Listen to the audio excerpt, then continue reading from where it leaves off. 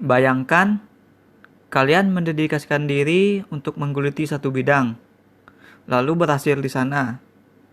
Lalu setelah itu tiba-tiba semua itu direnggut dari kalian. Hancur banget gak sih? Nah, ada yang lebih naas lagi nih.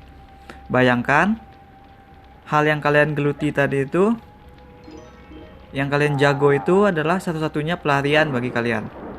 Bayangkan jika hal tersebut actually adalah sesuatu yang kalian butuhkan dalam perjuangan personal untuk menjadi lebih baik.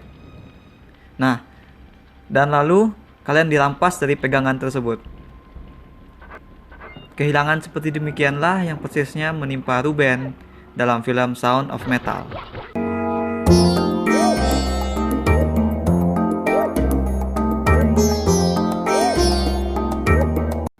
Ruben yang seorang drummer band rock menemukan zona nyamannya di atas panggung ketika dia nampil bersama pacarnya Lou, ketika mereka tour keliling kota, ketika mereka live on the road lah istilahnya.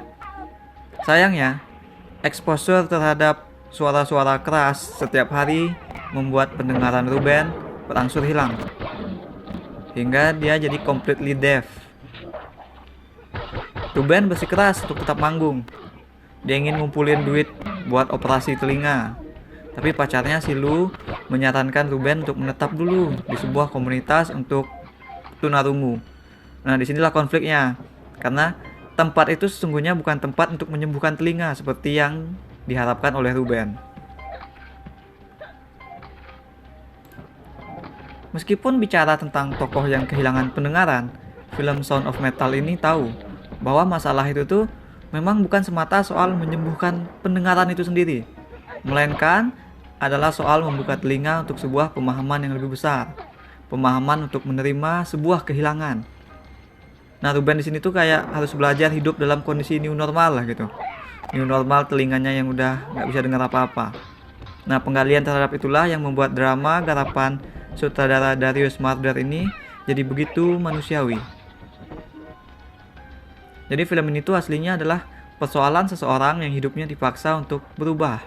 Seseorang yang harus kehilangan semua yang ia butuhkan, kehilangan dalam waktu singkat. Tiba-tiba aja kehilangan semuanya itu. Cerita kayak gini tuh akan gampang sekali untuk jadi sangat over dramatis. Cerita kayak gini tuh udah kayak apa ya? Udah kayak taman bermainnya drama tragis lah. Buat penonton lomba-lomba mewek gitu apa gimana. Nah, di sinetron kan sering kan ya kita ngelihat ada cerita yang tokohnya tiba-tiba buta atau tokohnya tiba-tiba bisu. Nah, cerita Ruben di Sound of Metal ini tuh bisa aja jadi sinetron dengan tokoh yang tiba-tiba tuli gitu. Sepanjang nonton film ini tuh aku udah siap-siap kalau film ini bakal belok ke arah sinetron. Aku literally nungguin satu aja adegan yang cringe atau adegan yang lebay gitu, maka aku akan ninggalin film ini. Tapi nggak ada. Dari awal sampai akhir film ini tuh berjalan tanpa menjadi over the top, nggak jadi lebay, melainkan sangat manusiawi. Si Marder, sutradaranya itu sangat respect terhadap karakter Ruben, ataupun dia juga respect terhadap semua karakter penyandang disabilitas pendengaran yang muncul dalam film ini. Nggak ada tuh satu adegan atau satu momen pun yang dilakukan untuk mancing tangis. Tak sekalipun tokoh Ruben tampak seperti minta dikasihani. Film ini tuh juga bukan sekedar untuk nunjukin gimana sih rasanya jadi tuli gitu. Gimana sih pengalaman kehilangan pendengaran. Jadi memang ada itu tapi nggak semata buat nunjukin itu. Marder membawa kita ke dalam sebuah perjalanan karakter. Menarik karena kita masuk lewat sudut pandang Ruben, sehingga kita bersimpati dan bisa empati kepada tokoh itu. Ketika Ruben kesulitan untuk mendengar, maka kita pun akan dibuat mendengar kehampaan yang sama. Kita juga susah mendengar dialog, kita susah mendengar bunyi-bunyian gitu, semuanya diredam. Nah, bagi film ini pun itu bukan hanya soal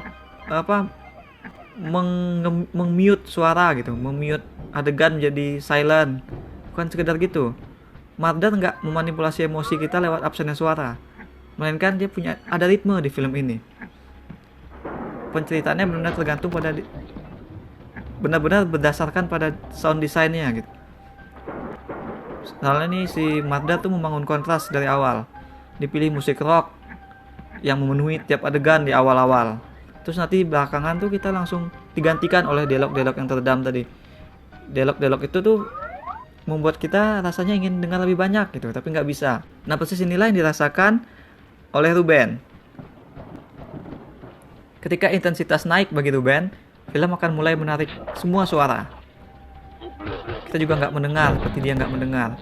Ketika Ruben sudah mulai menyerah, atau saat ia mulai mengambil keputusan penting, nah film akan kembali menampilkan suara-suara percakapan.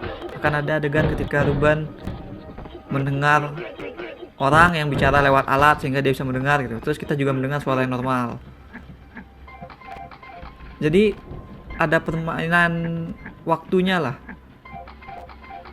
yang sesuai dengan perkembangan karakter si Ruben. Nah, film ini kayak ngetis, lu nggak bisa dengar, sekarang lu berdengar lagi. Rindu nggak lu sama suara ini gitu. Dia pingin ngasih Ruben tuh pengalaman kayak gitu, sehingga kita pun juga ngerasakan yang sama. Dan kita juga ngerasakan bahwa itu tuh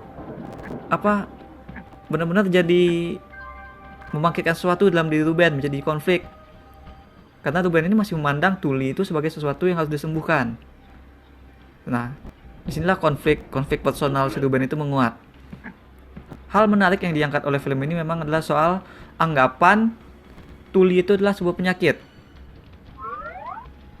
Ini anggapan sebagian besar orang gitu, termasuk mungkin kita saat pertama kali nonton film ini, bahwa tuli adalah penyakit yang harus disembuhkan. Padahal tidak. Film berargumen bahwa justru penyandang disabilitas itu sendiri itu malah lebih suka sebenarnya dipanggil tuli ketimbang dipanggil tunarungu. Karena bagi mereka, film ini ngasih tahu kita bahwa kondisi nggak bisa mendengar tuli itu bukanlah sebuah ketunaan. Karena toh mereka bukannya nggak bisa mendengar, mereka bukannya nggak bisa berkomunikasi, mereka masih bisa berkomunikasi, mereka mampu dengan cara mereka sendiri. Nah, bagi mereka alih-alih penyakit yang harus disembuhkan, tuli itu nggak lebih sebagai cara lain dalam menempuh hidup. Itulah yang harus dipelajari oleh Ruben. Ruben ini nganggap semua itu selesai dengan uang, semua bisa sembuh. Dia belum sadar bahwa penyakitnya tuh sebenarnya adalah dia tuh belum bisa berdamai dan belum memahami kondisi yang sebenarnya gitu. Namun begitu, film ini nggak berat sebelah.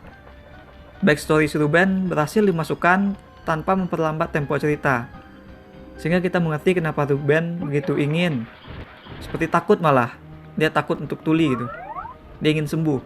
Nah, ini yang aku suka. Film ini nggak lupa membahas kenapa musik metal dan jadi seorang drummer itu begitu penting buat Ruben. Karena baginya ini bukan sekedar hobi. Ruben butuh itu karena dengan kegiatan itulah Ruben bisa lepas dari candu obat-obatan yang sempat dialaminya. Tanpa drummer dan heavy metal, Ruben sebenarnya takut dia bakal jadi kecanduan lagi gitu.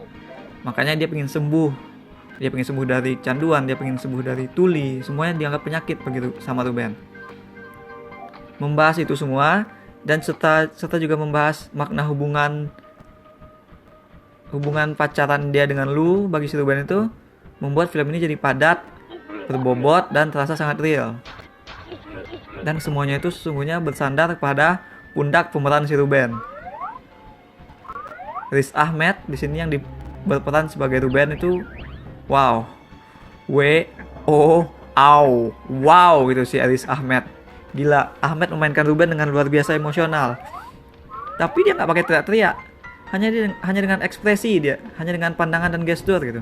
Kita masih tetap bisa merasakan gejolak emosi dan marah dan perasaan nggak terima itu ada menjerit di balik si Ruben. Itulah begitu piawainya Ahmed memainkan ini. Riz Ahmed juga berhasil menemukan titik imbang dalam karakter yang nggak sempurna seperti Ruben ini. Kita tidak mengasihani si Ruben, tapi kadang kita juga nggak setuju dengannya. Tapi di balik itu semua kita berempati. Kita tahu kenapa dia bersikap begitu. Nah, drama manusia yang masih belum menerima kenyataan inilah yang jadi connect ke kita semua. Inilah yang kita nikmatin dalam menonton Sound of Metal. Sehingga pada akhirnya tokoh Ruben tadi itu yang nggak sempurna itu malah jadi menginspirasi gitu. Kalau nggak percaya dia menginspirasi, lihat saja adegan fenomenal di ending. Itu udah salah satu adegan terbaik lah tahun ini yang ku tonton. Kalau adegan itu tidak memberikan dorongan semangat atau tidak menginspirasi kalian untuk berdamai dengan kenyataan atau untuk mensyukuri apa yang terjadi sebagai lanjutan dari kehidupan, maka aku nggak tahu lagi yang menginspirasi itu yang seperti apa.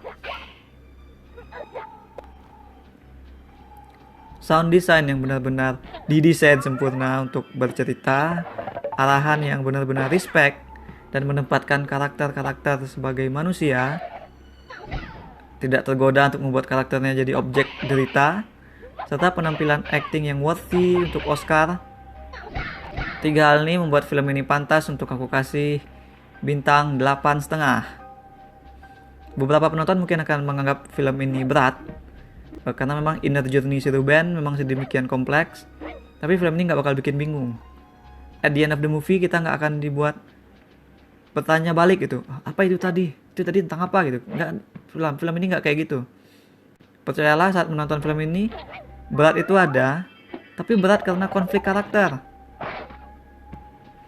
berat karena emosi yang kita rasakan bersama dia gitu, berat yang tidak menghambat sama sekali bagi pengalaman nonton kita. Dan di akhir nanti, percayalah, di akhir itu kita semua akan ngerasain beban tadi itu akan terangkat dengan perasaan yang sangat lapang gitu. Itulah kuatnya ending dan keseluruhan film ini. That's all we have for now. Jangan lupa hit like dan subscribe untuk terus pantau review-review terbaru. Kunjungi mydesit.com kalau belum puas dengan video ini dan pengen baca yang lebih detail. Bagaimana perasaan kalian setelah menyaksikan ending film ini? Share with us in the comments. Thanks for watching. Remember, in life there are winners and there are losers.